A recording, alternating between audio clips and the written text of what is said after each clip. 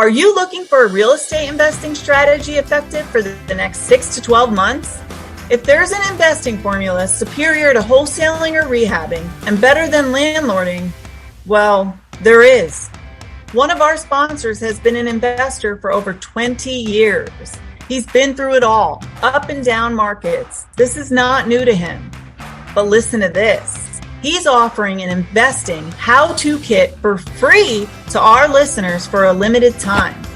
So go to unlimitedfundingkit.com and get your free kit to start investing without a credit check or large down payment. This information is not common knowledge. It reveals how to have virtually unlimited funding for your deals based on a technique very, very few investors know about. Guys, this is not common knowledge.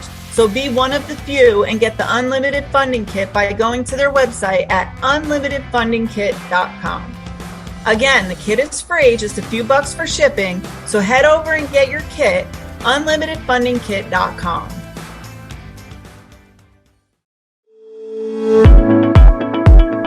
Welcome to Underground Wealth Secrets, hosted by Julie Houston on behalf of Bob and Ed Diamond. This is your friendly guide on leveling up your business, achieving financial freedom, and changing people's lives. This is for serious players who want to surpass their current stage and move the needle further. Tune in to get practical advice and eye-opening stories of industry leaders across the nation, teaching you how to scale your business with a strong financial mindset and true to your core values. Let's get this discussion started with your one and only host, Julie Houston.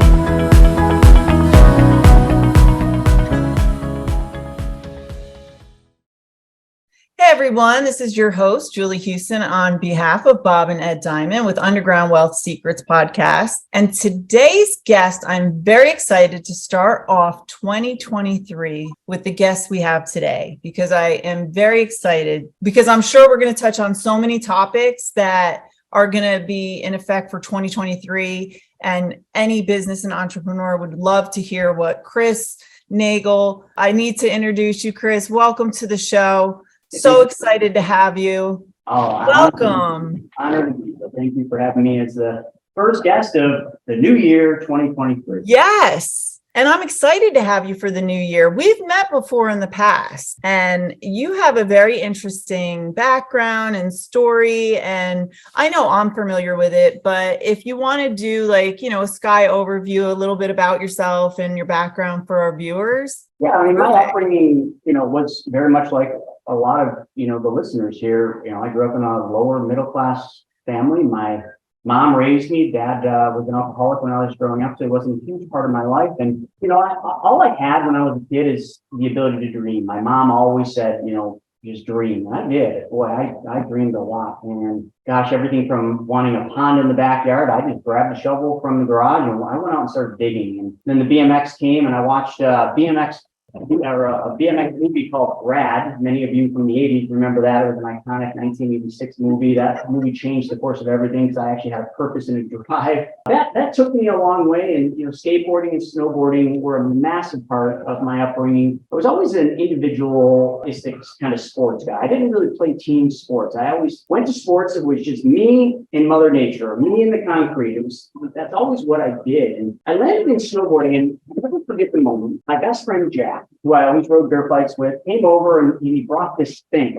We skateboarded a lot, and it was this long skateboard. And I'd heard of snowboards, but I'd never actually seen one. And we went out in the garage and we just started hopping around on this thing. And I'm like, oh my God, I'm soft. Well, that winter, he took me out snowboarding and I sucked. The first time down the hill, I literally thought I'm never going on this thing again. But he took me back up for one more run, showed me some tips, and I got it a little bit, and it just never ended. And I watched my first video on VHS back then of Craig Kelly, who, passed away, but he was back then a legend in snowboarding. And I remember watching that video and saying, you know what? I'm going to be a pro snowboarder. Now, I live, just so all of you know, in Buffalo, New York. We have no lack of snow here, but we don't.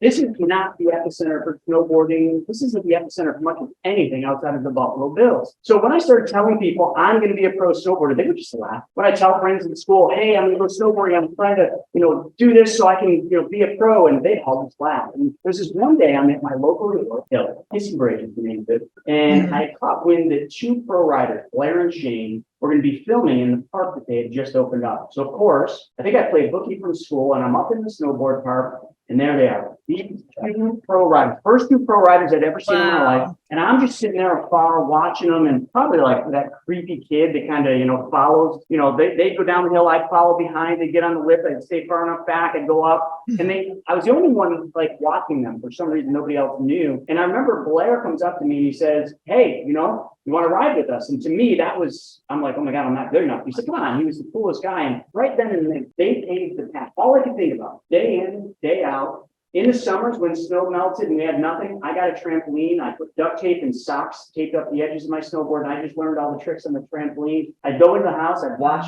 the VHS tapes of the pro snowboarders and their tricks. I'd go out on the trampoline and I would just drill them until I had them perfect. And then when it snowed, I went on the hill and I just practiced them at this. And most of the time, I didn't have a lot of money to go to the resort. So we lived by a golf course. It was a country club, but it was in a ravine. So it's a big ravine. And if any of you have ever been to a golf course, there's sand traps. Well, when you put a sand trap on a hill, what it does, it creates a natural jump. So in the winter, I would take a shovel. Mom would drop me off after school and say, hey, you've only got 2 hours, so I'll be back to get you. I would run over to the sand trap. I would build a jump. And I would just run as fast as I could up and down that hill to learn those tricks. And that's how I did it. Dial the tricks so that when I competed, I would win these contests. And that's the early days. But it still kept me short of my goal of being pro because there was no talent agents, there was no reps coming out, no team managers coming out. So I found out, okay, the best way to do this is I got to travel east. I got to go to Vermont, to New Hampshire, and Maine. I got to compete in these bigger contests. So I came up with this thing where me and my friend Ben, Friday nights, we'd load in our crappy car and we would drive 6.5 hours to Vermont. We'd barely sleep, maybe an hour in the parking lot, freezing cold, and then compete all day Saturday, find a couch or somewhere to crash, sometimes in the car, compete all day Sunday, get back in the car and drive 6.5 hours back home, barely able to keep our eyes open. And that's just grit. That's grit. It's, I don't talk about that story much, but, recently a legend in the snowboard industry, Ken Block, just passed away in a snowmobile accident. And it just brings back those early days, what I went through to become a pro. And I did. And I ended up becoming a pro. And when I became a pro, I also, when I was 16, started a clothing line in Mom's basement. It's just t-shirts because I didn't want to work for anybody because then I couldn't go snowboarding as much. So I started making shirts. I'd sell them in school. And that clothing line turned into a skateboard shop called Batman Board Shops, PHAT. It's still open today. I sold it in 2010. But, as a young kid, growing up with nothing, having everybody tell me I couldn't do it, that dream never, ever fizzled. And I never let anybody tell me that I couldn't accomplish what I wanted. And I went on to be a pro snowboarder. I went on to have 4 shops and, everything was going great until that one day, driving to my newest store in my car, and on the radio, I heard of a plane hitting a tower and then another one. And you all know this to be 9/11, but at that moment, this was just all unfolding right there. And, I think just like most of you, you'll never forget those iconic moments where tragedy hits. You know exactly where you were. You probably know what you were wearing, what car you were driving. I was in the military. So you knew, oh wow, that was a totally different experience. I was active duty. Oh my goodness. Well, thank you for your service. Thank you. The thing I remember about that is, I'm 22 years old at that time and what unfolded next was the recession, the dot-com recession. And I wanted to tell this story to prelude and to kind of bring us to current day, and we'll get through the rest of the story in a second. But I was a young kid living my dream, having my stores, like the world was mine. And then all of a sudden, an unforeseen event that I didn't know what a recession was or what it did or what it meant. I heard about it, but I never felt it hit. And my businesses crashed. Like I barely was able to make my car payment, so I had to get a job. And I put my resume out. I went to Little Caesars thinking, they got to be looking for delivery drivers. They weren't. And the only people that called me back, Julie, were Wall Street. Of all people, right? Think about that, right? I'm a pro snowboarder. I got snowboard shops. I wear a hoodie every day, a beanie every day, and I don't even know what a tie looks like outside of seeing people at funerals and weddings. And all of a sudden, I got 2 interviews to go with these huge Wall Street firms, which after researching them, I knew what they were. I was so nervous. I was like, I need a job. And if these guys are the only ones that want to interview me, well, I'm going. And I did. And I ended up, that was the beginning of my Wall Street career. And it was a weird period of time because I go from everything I loved about snowboarding and just being free to now being in an office every day, wearing a suit, blue, charcoal gray, or black. Those are the colors we could wear every day. And I felt so out of my skin, and I'm sure a a lot of you can relate, but when you're doing something that's so foreign to you, but you do it out of necessity, there's always got to be something that brings your mind to be okay with it. So I'll tell you what it was. There's this clothing line. There's a snowboard skateboard brand called Volcom. They're big now, but back then they were very small. But they made suits, like really cool custom suits that you could only get if you were an athlete. So I begged the rep to give me one of these suits, and he did. And I wore that suit every day because that was the closest thing that brought me back to my snowboarding roots, but still made me, put me in that situation. So it mentally, it made me feel better about wearing a suit, but it allowed me to fulfill what I needed to do to make money. I ended up loving it. Yeah, and it's interesting. Everything changed because I actually liked, the Wall Street world. I did really well. I became one of the top 3 advisors. But I remember I did it because I just watched what the other advisors did. The high producing guys with the corner offices, they sit there at 8:30, 9 o'clock. They'd leave for 2 hours for lunch, and they'd be gone by 4:35 in the afternoon. So I said, you know what? If I want one of those offices, I'm going to get here at 7. I'm going to work through lunch and make calls. And then when they go home, I'm going to go to the client's house and I'm going to meet with clients every single night because these guys can't. They have families or whatever they do. I can't. And that's exactly how I did. I did what everyone else was unwilling to do. And that sums up a lot of what I've done in my life. I was an advisor for 16 years. Really? Incredible. Yeah, I had an incredible career. Only worked for 2 different companies during that time. One was a giant New York City Wall Street. I didn't realize it was that long. Yeah. 16 years. And I remember toward the end of my career, I was into real estate. Me and my wife, we just were looking for a change. So we ended up getting into real estate. I almost lost it all in real estate. I forgot to tell everybody that because 2008, when the Great Recession hit, I was developing a strip mall where my new store was going to be opened up in. And the recession hit right mid-construction. Well, I had a hard money loan for $360,000. I was one payment away from being bankrupt. My girlfriend, who just moved into my house, I remember the night. It was late at night. We just moved in, and I come home to her, and I ask her to sit down, and I say, sweetie, I need your help. I need your help paying the bills. I need your help paying the mortgage, the utilities, and oh, by the way, my friend Pete's going to move into that bedroom down the hall. As if the next thing I should have said to her, Julia, is, any questions? But literally, I was backed up against the wall. I had nowhere to go. I had no money. I had no one to ask. And now we're married and we have a 2.5-year-old. Married, 15 years now. Crazy to think. But back then, I was literally going bankrupt. And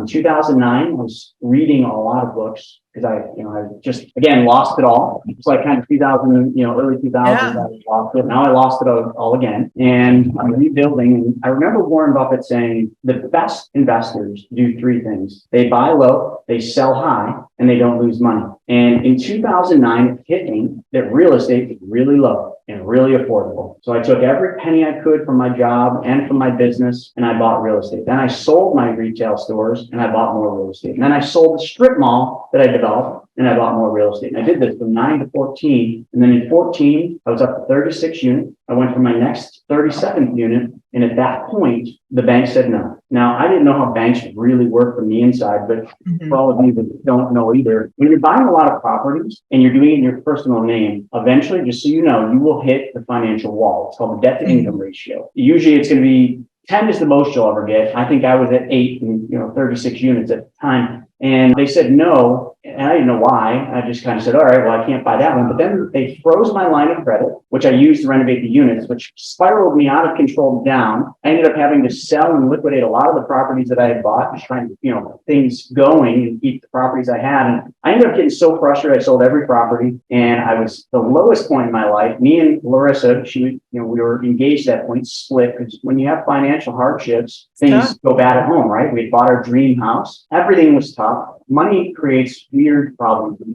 Your money accounts for more divorces than just about anything else back. But it almost resulted in us, completely splitting. And I remember I went to Thailand for a month just to get a hold of myself, figure out who am I. And we got back together, and that paved the next part of my life, which was another big dream. And this will kind of segue the rest of this conversation, but that big dream was I wanted a TV show. I don't know why. My snowboarding career, I'd been in a lot of movies.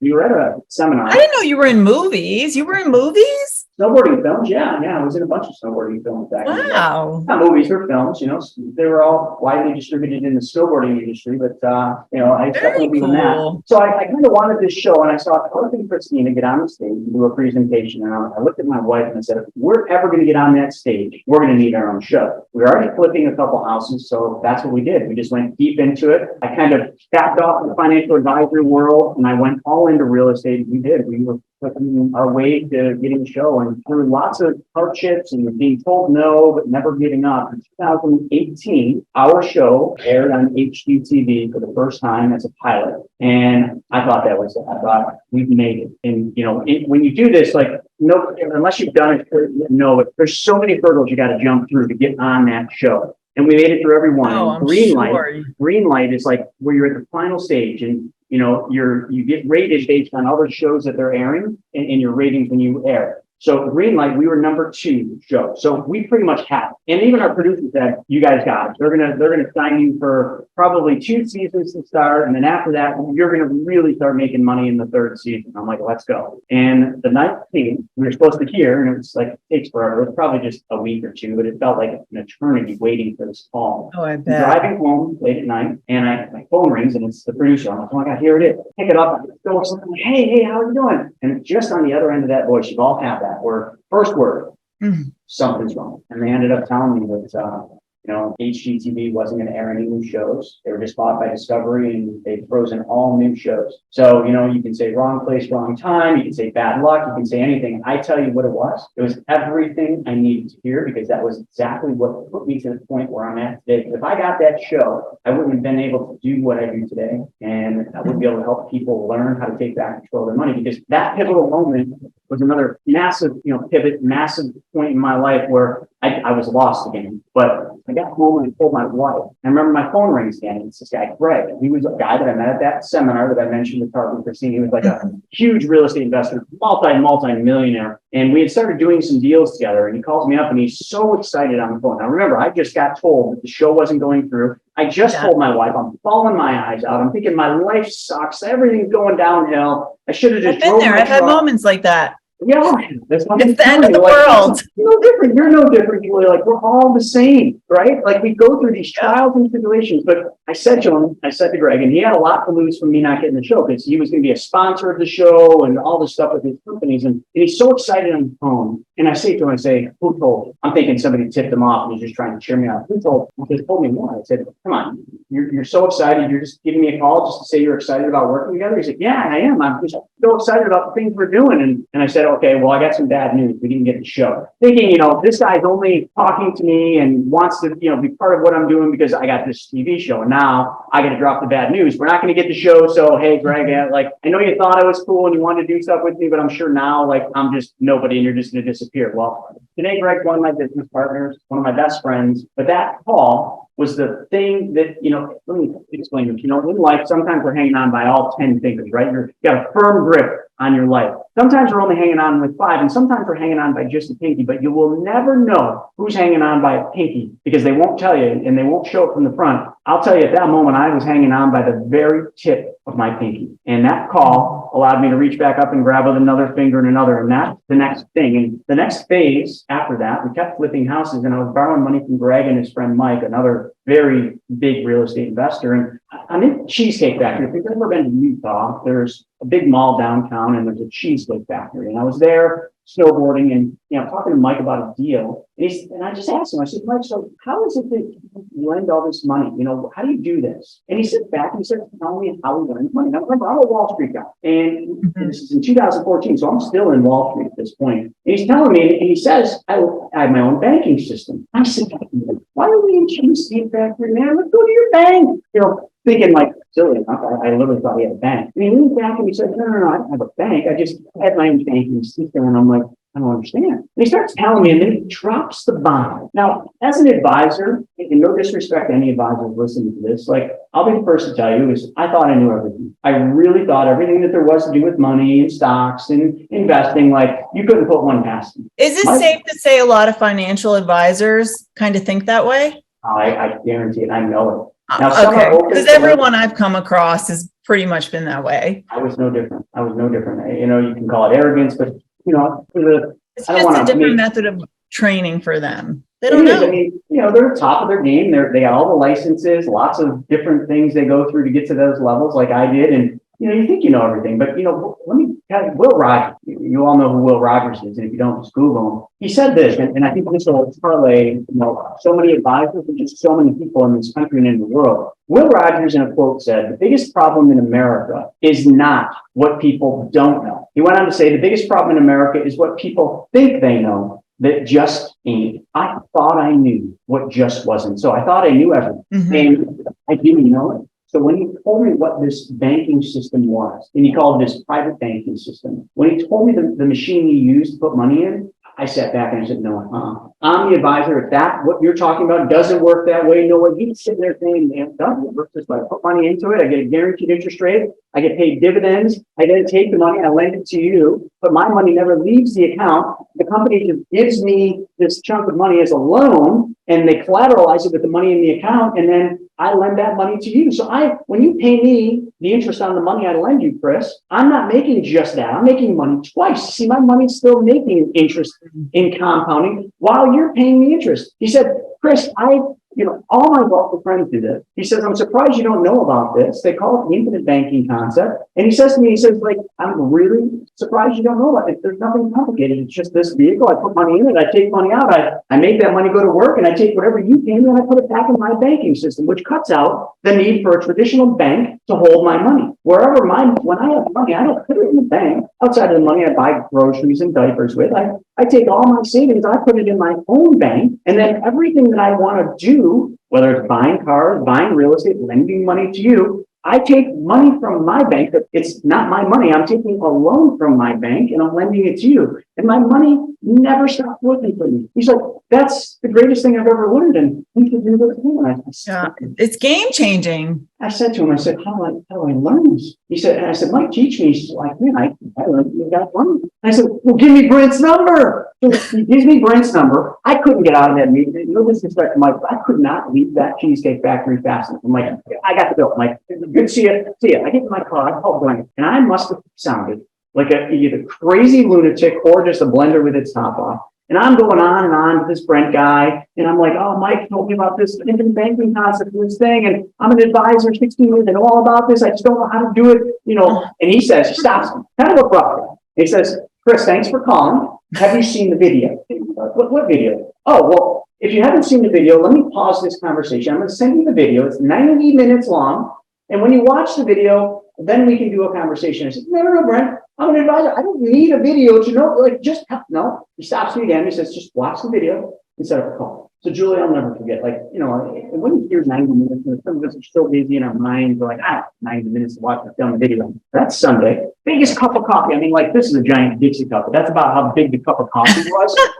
I go down to my basement. I set it on my computer desk, grab a pad of paper, and I'm like, this is going to suck. And I hit 90 minutes flew by like 10 minutes. I had 4 pages of notes. I still have those 4 pages just to remember this moment. And at the end of that video, I seriously feel like I just saw the one thing that all the wealthiest families in history have used and still use today that I didn't know about. I had just unlocked the biggest secret in the financial space, in the wealth space that nobody knew about. I was booked. And from that point, and I have never stopped using it. I have never, ever stopped being my own bank. And today, as you know, all I do is I teach people this. I teach people exactly how they can take back control of their money. And I do it by teaching them what I learned in those hard, unique times of my life. And I went long on that as I usually do, but there's so many little golden nuggets there. So I got a question. I have to ask. When you were learning this, that was, how long ago was that? I was an advisor from 2003 on. And when I learned this was 2014 when I was in that G. So it's been quite a while. It's safe to say you're almost going on 10 years. Yeah, almost 10 years. Almost 10 years. All the gray hair. Has it changed? Don't talk to me about gray. I've been gray since I was 17, my whole head. I got to ask, is there any benefits or is it beneficial today more like possibly than the prior to the pandemic, for example, income wise? revenue wise, tax wise, are these all additional benefits that come to being your own bank? Yeah, so now is a better time than any other time that I can think of in history for this, for a couple of reasons. Number one, I talked about those recessions, right? I kind of spent a lot of time talking about how that first recession impacted me. And I did that because we're in a period of time in 2020, well, it's 2023 now, where anybody that's 36 years old or younger, they've never felt the impact of a recession. We've been in the longest bull run in history. So because of that, I parlay that because what people are about to go through, and just so everybody knows what I'm talking about, we are on our way. Technically, we're in a recession now, but they won't admit Technically, that. we were in one. We are technically, but they changed the technical rules. Anyway, we're going to be deep into a recession. It means a lot of things. If you don't know what a recession means, that means that people around you are going to lose their jobs. They're going to get laid off. The income that they know and think that they have is going to be gone. Their 401ks, which are already down double, those people are going to probably lose another 30, maybe even 50%, depending on how bad this gets.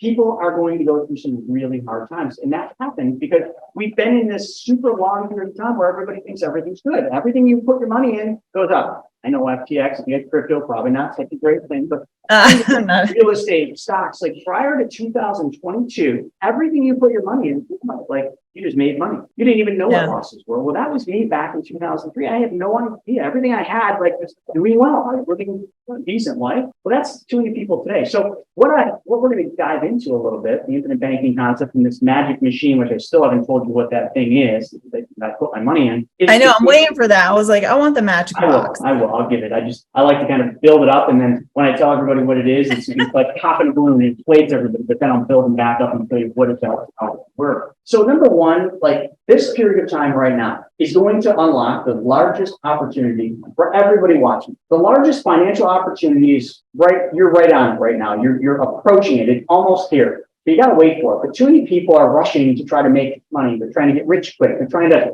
milk everything they can out of everything, and it's not working. They're losing money. Crypto might have made money for them, but now that is deflated because, crypto has no intrinsic value. Crypto, is it real? Is it not? Well, what I'm talking about, this system isn't new. It's been around for hundreds of years. It was created by the Rockefellers and the Rothschilds, the Morgans and Stanley. It was used by Walt Disney to create Disneyland. It was used by Ray Kroc, to launch his real estate empire, which is known as McDonald's and burgers. Well, it's really a real estate company. Pampered Chef, George Christopher used this, start that. Heck, I mean, you can come up, I'm not getting political at all, but like the sitting president, love him or hate him, he uses this. Warren Buffett uses this. McCain used this. So I kind of covered the whole wide spectrum, and there's a lot more. Like all these people have used this throughout history. But yet the majority of the people, I'll put it in the public, I've never heard about this. And I can sum that up. The reason is the same reason why when I was an advisor, I never learned about this. There's no money. There's no money in it for an advisor. There's no money in it for someone to tell you how to do this. And you're probably all thinking, well, why are you telling me? Well, I figured it out. I cracked the code. The secret sauce to making lots of money is solving a lot of problems for people. The more problems you can solve for a lot of people, the more money you make. But you got to get really good at it. Because what I do, I don't make money fast. I make very little amounts of money. And I do that by helping thousands and thousands of people throughout this country and Canada. And I've gotten to become an expert at picking up nickels and pennies. And all of you need to realize that right now, you need to be an expert at something. And you need to really focus everything you have on that. But you also need to get ready for this recession, which means you should be paying your debts off, which means you should really be putting your money in a guaranteed safe place, even if it doesn't pay you a lot. A guaranteed safe place where that money is liquid, accessible, and usable. Taxes are going up. Sorry to be the bearer of bad news. They just hired 87,000 or 88,000 new IRS agents. Taxes are going up. They're going to make sure they get paid. So you want your money sitting not only in a guaranteed place, but a guaranteed place that's tax advantaged, or how about tax free? And you also want to have a place that when you use your money doesn't lose its earning potential. Put your money in the bank. I'm just using the bank account. Some of you are thinking, well, that's guaranteed, that's liquid, so maybe I'll do that. You take your hard-earned dollars and put it in a bank. And Julie, let's just say you need some money. Look, I'm the perfect example. I put all my hard-earned money in the bank, and I just paid a ridiculous, nauseating tax bill. There you go. See, and so you put that money in the bank where it was safe and cozy, and then all of a sudden you get the tax bill, and oh, there goes that. And then inflation did a number on it too. We were at 9, now we're at 7.1, and who knows where we'll be next time they announce it. But your money's getting depleted as it sits there, but your money's still safe and cozy in your bank account. So what I do is I teach, take that same money you would put in that bank account for the rainy day or for the opportunity, and I just change one thing, and that's where that money goes first. Instead of leaving it in their bank, or God forbid you have it in Wall Street, and if you do, well, look at your statement, you know what I'm talking about. I put my money in this machine. And in just 1 second, I promise I'm going to tell you what this machine is. But let me just tell you what it does first. This machine pays me a guaranteed interest rate of no less than 3%. Okay, so I get a guaranteed interest contractually at 3%. Your bank might pay you an interest rate of 3%, but as soon as they pull interest rates again, which they will, your bank will stop paying you interest on it. This will never stop paying me interest for the rest of my life. Secondarily, I get a dividend every single year. So the company where my money is pays a dividend each and every year, and it is not a stock. Just so you know, a lot of people are dividend stock. No, tell you a second.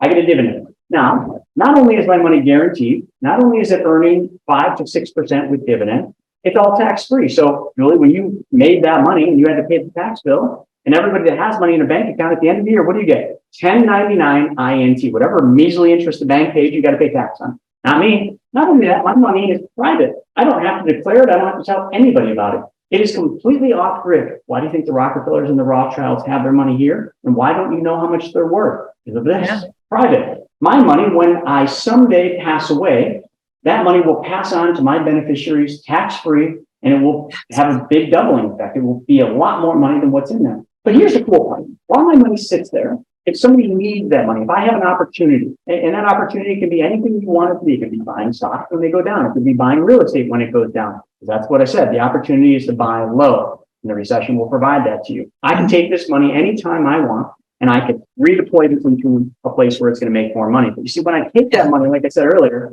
I don't actually take my money. I'm taking the insurance company's money. So now I'm going to start telling you what this is. I mentioned an insurance company, but not just any insurance company. It's a mutually owned, a giant mutually owned dividend-paying insurance company. And that place where I'm putting my money is a vehicle that you all know about, and it is called a whole life insurance policy. Now stop. I know you've already listened to Dave Ramsey say how bad whole life is, and Susie Orman and so many others have told you whole life's the worst place you can put your money. And riddle me with this. Why?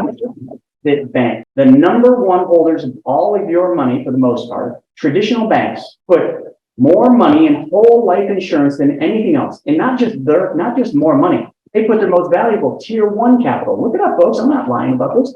Google POLI. Heck, go to FDIC.gov. Okay, government would never lie to you. This Chris guy, he's just telling you fibs about whole life insurance, right? Wrong. Look up whole life. Bank-owned life insurance. What you will find is that banks are the number one purchasers of whole life in the world. Not only that, the top 5 banks in this country have over $75 billion in none other than whole life. But yet they're going to tell you that you should buy term and invest the difference, that whole life's the worst place. Then riddle me this. Do you think banks are putting their tier one capital in the same whole life that your broke-ass brother-in-law told you? No, folks. This whole life is designed and engineered to do something completely different than what life insurance does. It's still life insurance, but it is designed and engineered to be a banking system. The Rothschilds, the Rockefellers, at the core end of what they did, were they not bankers? They were. The Morgans and the Stanleys, bankers. They were. So they understood banking, and they all put their money in life insurance. Does that say anything about their bank? If you got a lot of money, if you're wealthy, chances are you don't trust the bank because you've been through this rigmarole with them. Heck, just during the pandemic. I mean, how many of you went in, George, did you go into the bank during the pandemic and try to take a large sum of money out? When I say large sum, sometimes $5,000 or $10,000. What did the bank do? Did they let you take that money?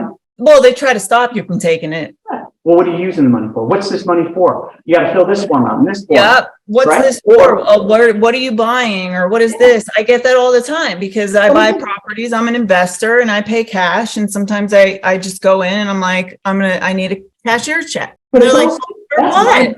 I gave you my hard-earned money to hang on to, Mr. Bank. Why do I have to tell you what I'm using it for? It's none of your business. Give me my money. Well, I'm sorry, we don't have that much on hand. You're going to have to come back tomorrow or the next day. The max you can take out each day is $5,000, $10,000, depending on the bank. If you're looking at the big bulk and you're like, no, go in there and get me my $10,000. It's my money. Sorry, sir, we don't keep any money in the bank. Ding, ding, ding. Yeah, ding, ding, ding. I had a problem. I had a problem recently with one of my business accounts. I went in and I wanted to take a smaller amount out, which could be considered a large amount for a lot of people, but they had to call another branch and get the money sent over there. And I had to wait a few days. And then I was able to take my money out. I was like, this is interesting. I was like, I'm banking here, all my money's depositing here, and I can't withdraw my money in my bank account. I had that issue. I'm sure some of the listeners have gone through the same thing. you thought your money was safe and secure, which maybe it is, maybe it isn't. You look up the FDIC and you see how much money they actually have to support all the money that they say that they guarantee. They don't have it.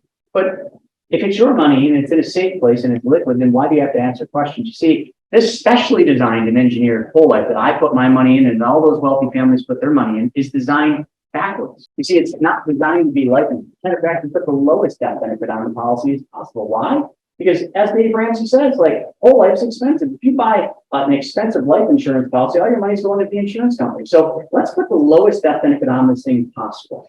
And then let's stuff the maximum amount of money we can under IRS rules, called the Max 7 pay rule. So for the lowest death benefit, stuff the maximum amount of money I can under the law. And now what I've got is I've got a really unique vehicle, a whole life at the end of the day, that acts like a high-powered, supercharged or savings account. And then if I want that money, now in the first year, maybe 2 years, you can't take all of it. Okay, that's the downside. So this isn't for people that go to the bank, you put 10 grand, and before the end of the year, you go back into that same bank and you take 10 grand out and you say, see, I told you I could. This isn't for you. You're going to be able to access between 80 and 90% of your money in the first year, and about 90 to, actually, in some cases, more than 100% of the money you deposit in the second year. But we're not going to get into numbers. I got plenty of videos on my YouTube, and I'm giving your audience these books for free they can learn. But let's get back to the fundamental reason. Why would I ever put my money into a specially designed and engineered whole life? Well, because here's the kicker. Let's go back to what I said, and now I'm going to really break it down. Now you know this magic place you were all super excited about a second ago, and now you're like, well, I don't know about that. I'm not like, well, I'm like excited to hear a little bit more about this. So let me hit you with the fun thing, and I'm going to give you real examples. And again, I got videos to show this. I put my money here, and every year I save as much money as I can into these vehicles, okay, these specially designed whole life. But if I wanted to buy a car, right? I drive a nice car, so I want to buy a vehicle, $129,000. Now subtract zero, whatever your vehicle costs, and use mine. I got $129,000 in my private bank, that whole life policy. So what I do, I go online. It takes me about 30 seconds to log in because everything's saved, and I click max loan. $129,000, and I click 4 different times. I got to answer 4 questions. That's it. And is this part of a divorce decree? Is this part of money laundering? And what bank do I want this to go to? I want it to go to this bank, and I click submit. Now, what the insurance company will do is the insurance company will then wire that money or ACH that money or send you a check, whichever way you want it, to your actual real bank account. Now, the process takes anywhere between 1 to 30, well, about 36 hours at the longest. And now that money's sitting in my account. But hold on a second. Let's go back. I had $129,000 in my account. Let's just say I had 150 around number. Okay. And I take 130 out to buy this truck. How much money's left in my account? I start with 150 and I take 120 out, or 130 out. So 150 and now I take 130 out. 20 grand left, right? 20 grand. People are doing the math. Sorry, I can screw my numbers on. I got 150 in there. I take 130 out. I got 20 left, right? Wrong. I have 150. Well, assuming, but really you have the 150 from what you explained earlier based off taking the loan and keeping your own money in there. Correct. You see, the 150 is still in my account, but I'm holding 150 grand in my hand. And that 150 grand, that 130 grand that I took out, should have just used round numbers. That 130 grand I took out isn't my money. It's the insurance company giving me part of my death benefit, $130,000 of my death benefit early before I die. And I buy the car with that money. Now, that's not where this ends. See, the infinite banking concept is not the whole life policy. Okay, the whole life policy is designed for one purpose, to be a machine that I put money in and take money out of to make that money go to work. And here's why. 150 grand, earning 5 to 6%, and I take 130 out, and the insurance company loans me part of my death benefit, and they charge me 4% to use that 130 grand, which is the real number. I got 150 earning, let's just use 6, okay, because I got a policy that pays me 6 with Mass Mutual. I'm making 6, I take 4 out. What did I just make in the middle of it? The same thing a bank does, a spread. The spread. Julie, when the bank gives you, when you put money in the bank, what do they pay you? They pay you an interest rate, or maybe they don't, but let's just pretend. A really crappy one. Right. But it's kind of like I do investing. I buy houses and basically like we're the bank, only like it's through my business accounts. Same in that idea. respect. Same idea. Yeah. You're just making a spread. Whatever the insurance company pays you and whatever you're earning minus whatever they charge you is a spread. Same thing a bank does. Bank pays you 1, they lend it back to you at 5 for that car loan. They make the spread. But all I'm doing now is I'm taking back the banking functions in my life by using this concept. Now I own this awesome vehicle that I paid $130,000 for. Some of you are like, you're crazy. You don't think so in a second. Then what I do is I go on We're going to test drive in a minute, guys. No, we can go out and drive it in the park.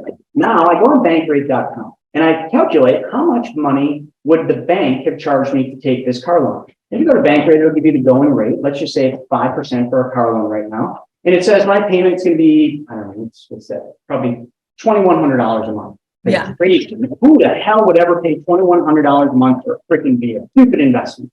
Stupid. But now I know that the bank would charge me $2,100. So here's what I'm going to do. I'm going to go into that bank where I put my income and I'm going to set up a bill pay for $2,100. Okay. Same amount I would have paid the bank to buy this vehicle that I just bought. But you said $2,100, where's it going to go? Every month I'm going to put $2,100 back in my bank, which is that specially designed pull-up. I'm going to repay that loan the insurance company gave me. So now at the end of 5 years, when I repay that truck's loan back to myself, how much money does my account have? Well, it has whatever interest and dividend that 150 earned that entire 5-year period.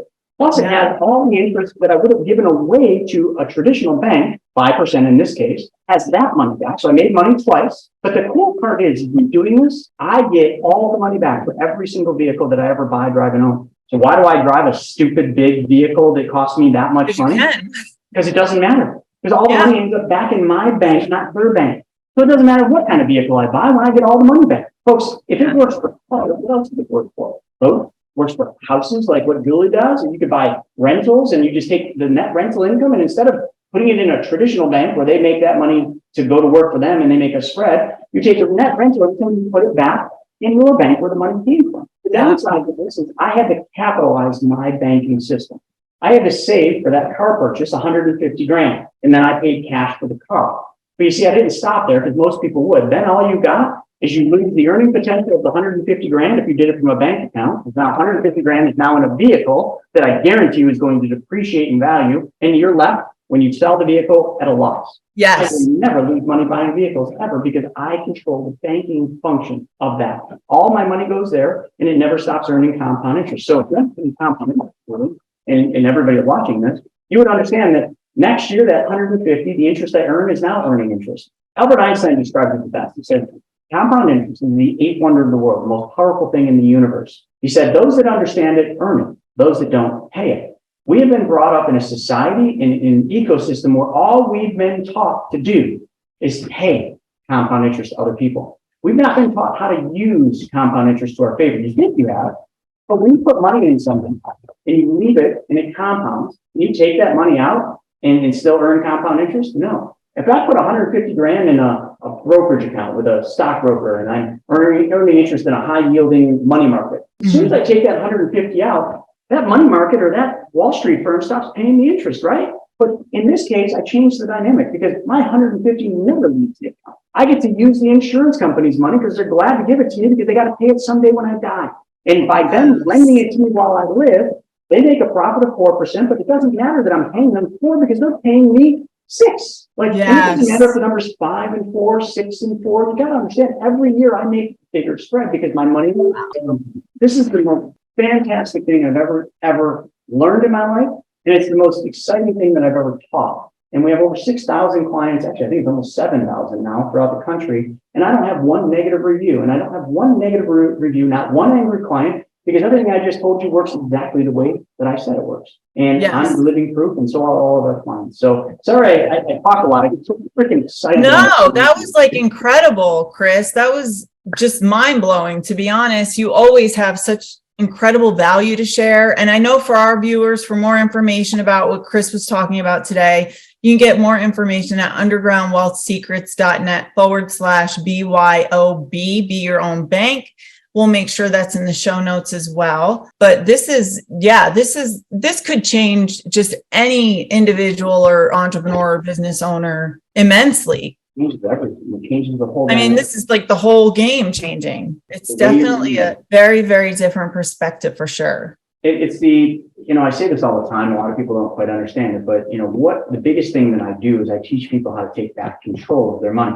Because your whole life you've been taught to give up control of your money and let other people be in control, from your 401k to your advisor, like I used to be, to the bank. You're always giving up control of your money, and they're making your money work for them. Sure, maybe Yeah. you're making something or maybe you're not right now, but they're in control of it. This puts you back in control. And then the second part of what I do is I just teach you how to be your own bank. And that's simple. Just look at what a bank does and mimic it. And it's very simple. And that's exactly what I've made, built this entire thing off doing is nickels and pennies, helping thousands of people. Because a lot of people, like when they hear about whole life, the first thing they think, oh, that Chris guy is making big commissions on it. And I got a video on YouTube that says how I lost $534,000 using the infinite banking concept. It's a catchphrase, but how I actually that's substantiated. And here's what it is. I gave up $534,000 in commissions so that my clients had $534,000 more money in their cash value inside that policy. You see, the way we design these requires us to take anywhere between a 60 to a 90% cut in our commission. That thing that Dave Ramsey and Susie Orman always say that, those whole life policies, the only person winning is the agent and their big fat commission. True, if your brother-in-law sells you the regular whole life that has no cash value in year 1 and 2, ours, you're going to have immediate access to your money in the first 30 days. And that's because we cut our commission 60 to 90% so that our clients get access to that money immediately.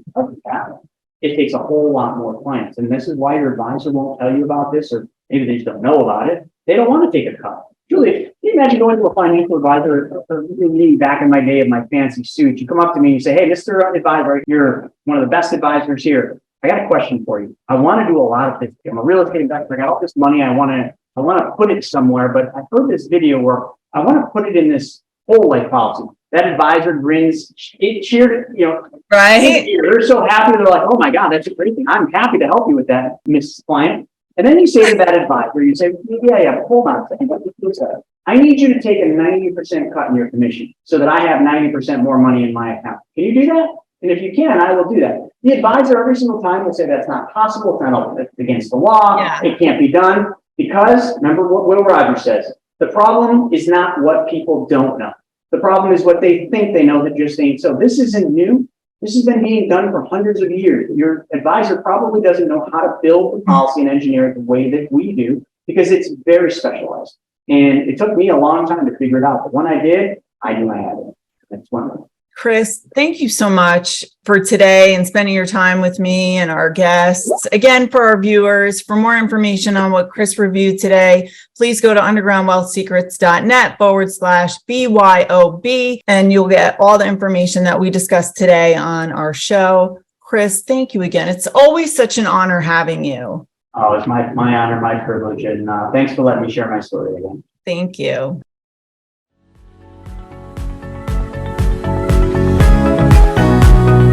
Thank you for listening to this episode of Underground Wealth Secrets. May these nuggets of wisdom lead you to finally discovering your true potential. Become one of the most reliable businesses out there that's dedicated both to filling up your bank accounts and leaving a positive impact on your community. Get more informative and engaging conversations like this one at undergroundwealthsecrets.net. Don't forget to leave a positive rating and share with your friends. That's all for now. Until next time.